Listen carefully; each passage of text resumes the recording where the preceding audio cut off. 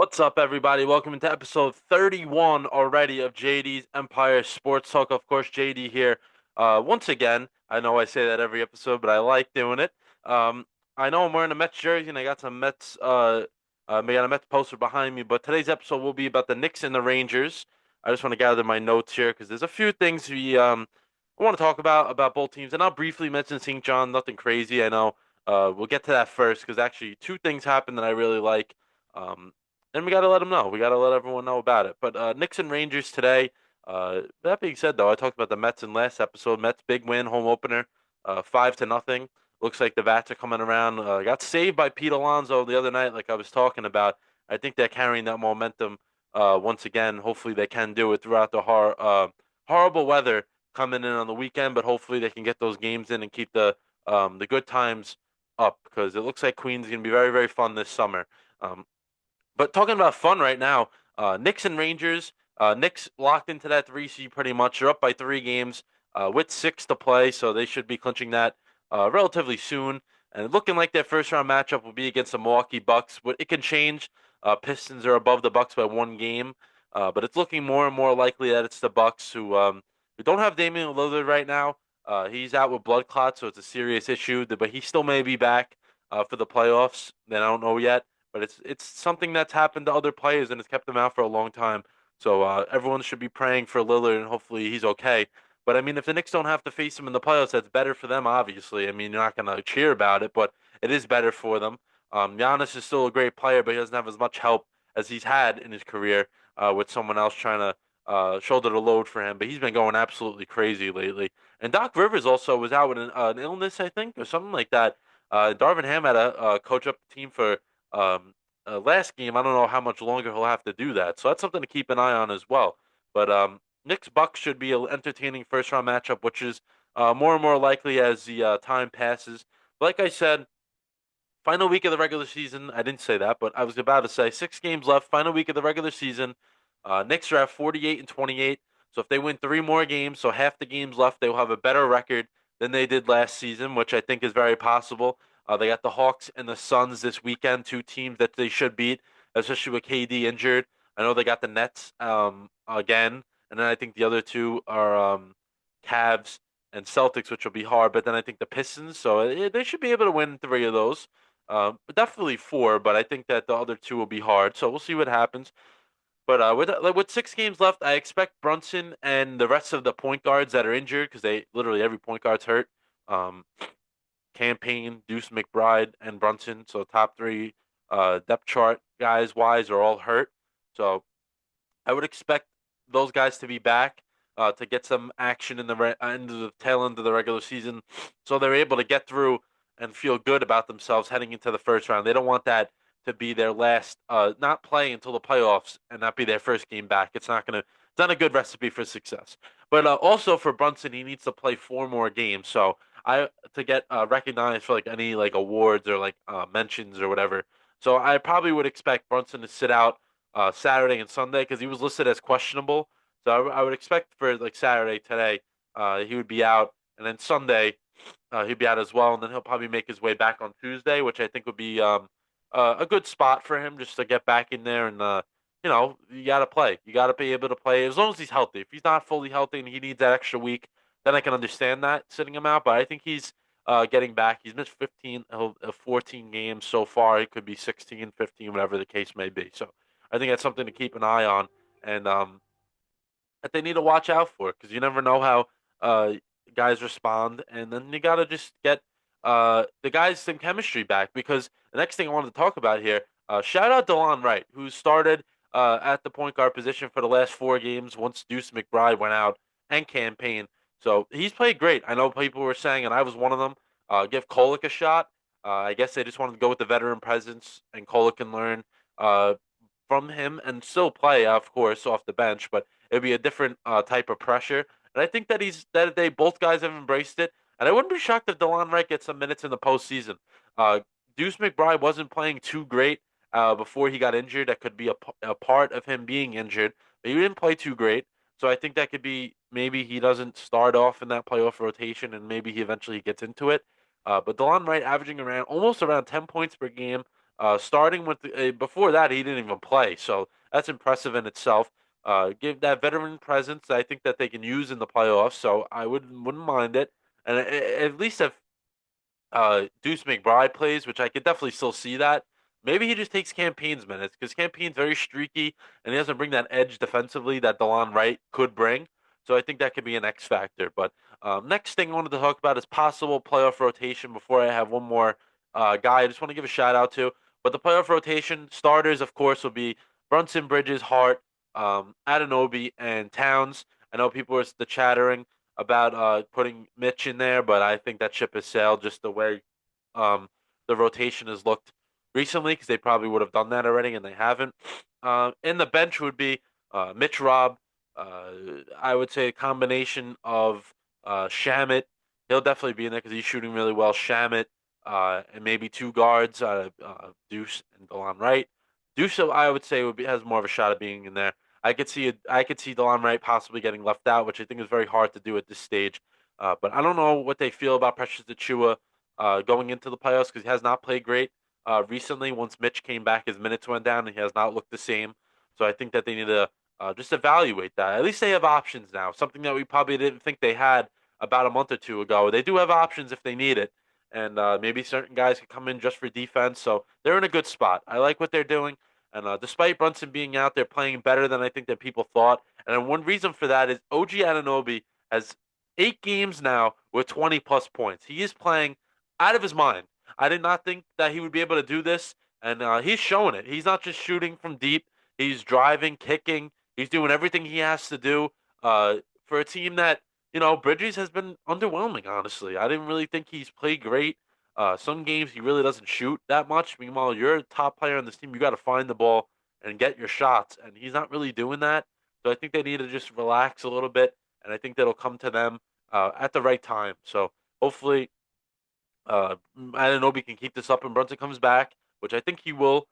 Towns gets it going more, and I think they'll be okay in the playoffs. I know first round they should win with no excuse, but I believe that um, that's gonna be hard for them in the second and third round if they were to make it that far, but second round especially, facing a Boston team doesn't matter what they do, but it's gonna be hard. So I think the Knicks are in a good spot though, 48-28 record, 48-28, 6 games left. Hopefully they get on to keep this good play up. They played well against the Cavs the other night and then kind of fizzled out. They look like the team that played the night before. The Cavs had a few days off, so they did. They looked pretty good up until the end of the game. But besides that, I think they were good now for the Knicks. Uh, Pretty much what I just said. Just hang in there for the final week. No more injuries. Get the guys back that could be back, and just roll. That's it. Moving on to the Rangers, who every time I seem to talk about them for the last 2, 3 weeks, they're in the playoff spot. The next day they're out. The next day they're in. The next day they're out. And right now they are out going into the weekend. Only 2 points though. They are matched up with the same amount of games played with the Canadians. That's a good thing. So tiebreakers come into effect. Maybe the Canadians could lose a game or two. Columbus is a game, one less game than the Rangers, and also 2 points out, so they could very easily be tied as well after this. So this is going to come down to the wire, and I think the Rangers really can do this with 7 games left. They really, really can do this. They gotta play better defensively. They have won 2 in a row. They've had a good amount of off days in between. I think this is really good for them, keeping the bodies fresh. Going against the Devils and Lightning team the next 2 games. Both teams in playoff positioning. Devils aren't as good as the Lightning, but the Devils are a pretty good team. Rangers beat them, I think, once or twice this year, and the Devils took care of them. I remember one was a bad, really bad game. So earlier in the year, though, Rangers have the challenge, of course. I'm not saying denying that, but they can very easily be in it. They can do this. They can make some noise. And I think it'll be really, really good for this team if they can get in because now they signed Gabe Perreault, who was their first round pick in 2023. He just straight out, he didn't go to the Rangers right away. He played in college, which is allowed. And then he got signed literally 2 days ago, right off of like just right to brought him up, like a big league contract, brought him right up from college after his team got eliminated, and right to the show. And he was playing with of course, our most talented players. He didn't really do anything. A shot or two on goal, but still, the experience and the exposure. Regardless, right now he's in the middle of a playoff race, which is I think is great for him. I know there's people. I'm not going to call you soft, but there could be people out there saying, "Oh, he's young. Now you put him in a playoff race. They may not be setting the guy up for success, but why not? See if he sinks or swims. And if not, did he get to these last eight? Because he played the other day, 7, 8 games under his belt, and then goes into the offseason knowing what to expect, and get maybe faster, stronger, whatever the case may be. Goes into the offseason, does that, comes back next year and plays all 82. I don't think it's the worst move. And then if they do somehow get in there, which is very possible, like I just said, now he plays in the playoffs. Something that Lafreniere had the ability to do, Kako when he was here, Heedle, extremely young and playing in the postseason, and this is what chance that Mr. Perrault has at doing. And very high expectations for the kid from everybody in the organization. So they believe in him, and if they didn't think he could do this right now, they wouldn't have signed him to do this. So I think everyone just needs to relax and enjoy it because maybe he'll go on a little streak right now. Who knows? Who knows? But we really got to hope for a nice hot streak, a potential hot streak, to get the boys going. And really quick episode here today. I didn't really think I wanted to do too much. I just wanted to give one more thing, one piece of information for St. John's. I think I said it the other day, but Bryce Hopkins officially Johnny. So now they brought in two really high impact transfers. Lewis is gone, so Hopkins I think will replace him pretty well. Ejiofor is back. Wilcher is back. I love how now in college you have to wait year to year to decide or hear from a guy if he's back or not. It's not like the old, not even really old days. I mean, I'm 21, but like 5, 6 years ago, I don't really think anyone would have expected any of this.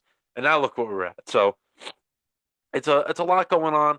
But Hopkins in, the kid from Arizona State is in, Simone. Both of those guys are going to be really good. They both could shoot a lot better than what the Johnnies had on the roster. I know Brady Dunlap is transferring. I think it was just more so he wanted to be close to home. Said he enjoyed his time here. Owuchu is another guy who was supposedly in the portal, but he's not. They confirmed that he's not leaving. So we'll see what happens with the other freshmen that were around. Glover should be really exciting. He was injured and he played a little bit, but before he got injured, so I think he gets more minutes and he can have that Wilcher type jump uh, this coming season. But another thing, Rick Pitino, Coach Rick, the Godfather, we love him. He's co-coach of the year. I didn't think that should be the case. He should have just got that outright from what he did with this team that couldn't really shoot, but they did. They gave him co-coach of the year with Bruce Pearl from Auburn. Besides the fact he'll remember and be remembered as coach of the year, and in year two of St. John's, some other things he said he was trying to schedule very high-profile exhibition games just to get the guys ready for the real season when they get to that, in November. But that's really it. I just want to thank everyone for watching episode 31.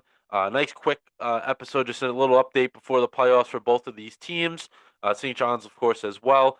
Mets, nice win today. We will talk Mets next week, definitely for sure. Hopefully they can win some more games and get us in feeling really good about the direction they're going in. But that's really it. I think that just on for the show, YouTube, please go out there, get us some views on there. That's the one thing we lack in. Maybe considering going live, maybe that'll get more. I don't know. We could try it out. TikTok and Instagram doing really well. I appreciate the comments all the time. I love to hear the feedback, even the likes, just the views in general that people are seeing them, which makes me very happy. Next week, episode 32, will probably be Mets first, and then Knicks and Rangers, depending on how their this next week goes for both of those teams. And then we'll see what happens with the draft. Jets, very possible. We could talk about them. Not next week, but probably the week after that. CT will be back in the mix. A big announcement could be possibly happening going into May and June. Could be expanding the show a little bit. So we'll see what happens with that. But that being said, episode 31 of JD's Empire Sports Talk is officially over. I want to thank everyone once again, and JD out.